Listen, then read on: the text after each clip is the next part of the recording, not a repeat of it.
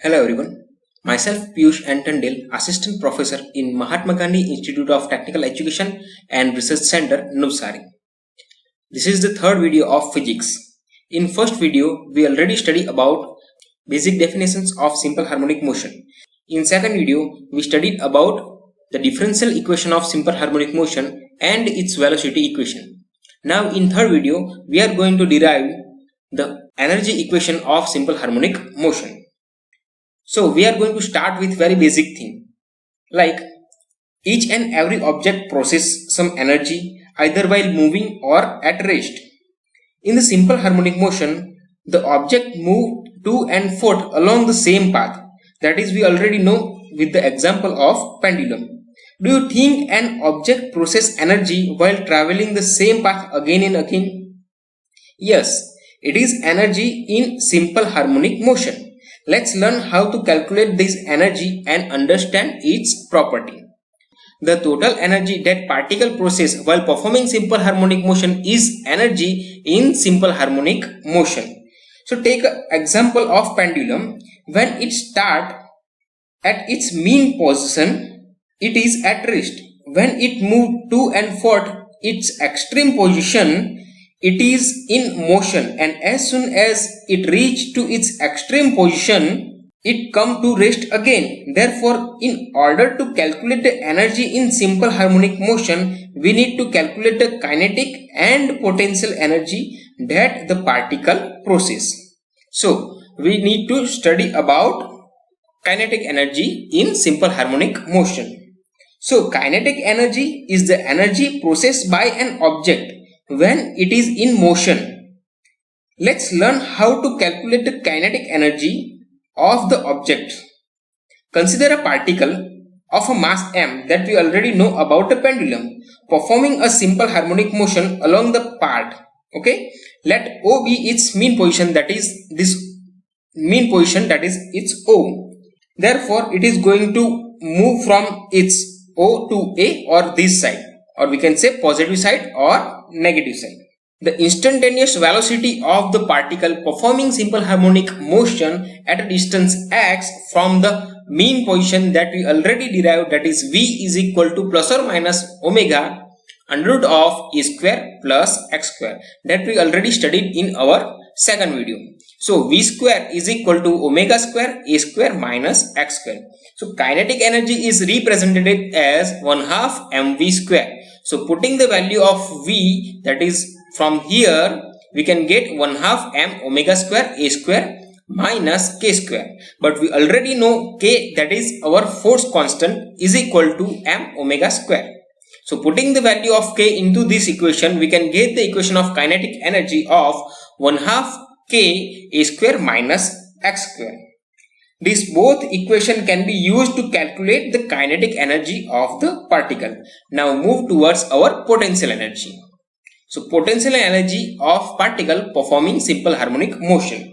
Potential energy is the energy processed by the particle when it is at rest. Let's learn how to calculate the potential energy of particle performing in simple harmonic motion.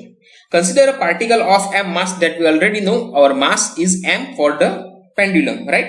And performing its in motion condition from the distance x, or from the mean position to the distance x. You know the restoring force act on a particle, that is F is equal to minus of k into x, where k is equal to m omega square. And if we are going to find out the work done, that is total work done by the pendulum, that is dw is equal to minus of f dx, because of the restoring force.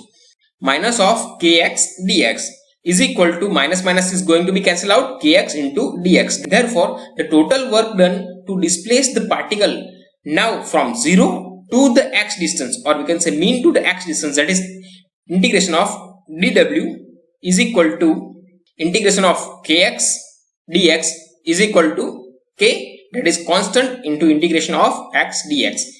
Hence the total work done is equal to 1/2 k x square is equal to 1/2, putting the value of k, that is m omega square into x square. So the total work done here is stored in the form of potential energy. Therefore, the potential energy is represented as a 1/2 k x square or is equal to 1/2 m omega square x. So this both the equation, that is 1/2 k x square or 1/2 m omega square x, are the equation of potential energy of particle. Thus, potential energy is directly proportional to the square of the displacement. Okay. Now we are going to study about the total energy in simple harmonic motion. So total energy is in the simple harmonic motion is the sum of potential energy and kinetic energy. So total energy is equal to kinetic energy plus the potential energy. So what is the value of kinetic energy? That is 1/2 k a square minus x square, plus what is the value of potential energy? 1/2 k x square. Now putting the value of k is equal to m omega square, we can get 1/2 m omega square a square minus x square plus 1/2 m omega square x square. Now solving this equation, we can get our total energy equation like 1/2 m omega square a square. Now this equation is the equation of total energy in simple harmonic motion of a particle performing the simple harmonic motion. As omega square and a square are constant, the total energy in the simple harmonic motion of the particle performing simple harmonic motion remain constant. Therefore, it is independent of the value x. Now, we also need to know about omega is equal to twice pi f, that we all know, and energy equation is equal to 1/2 m omega square, that is our twice pi f square and a square. Now, solving this equation, we get our total energy E is equal to 2 m pi square f square a square. Over here, as we know, 2 and pi square are constant. So we have the total energy is directly proportional to the mass, total energy is directly proportional to the frequency square, and total energy is directly proportional to the amplitude square. So thus the total energy in the simple harmonic motion of a particle is directly proportional to the mass, that we all know, then after directly proportional to the square of the frequency of oscillation, that is this term, and then after directly proportional to the square of its amplitude oscillation, that is this term.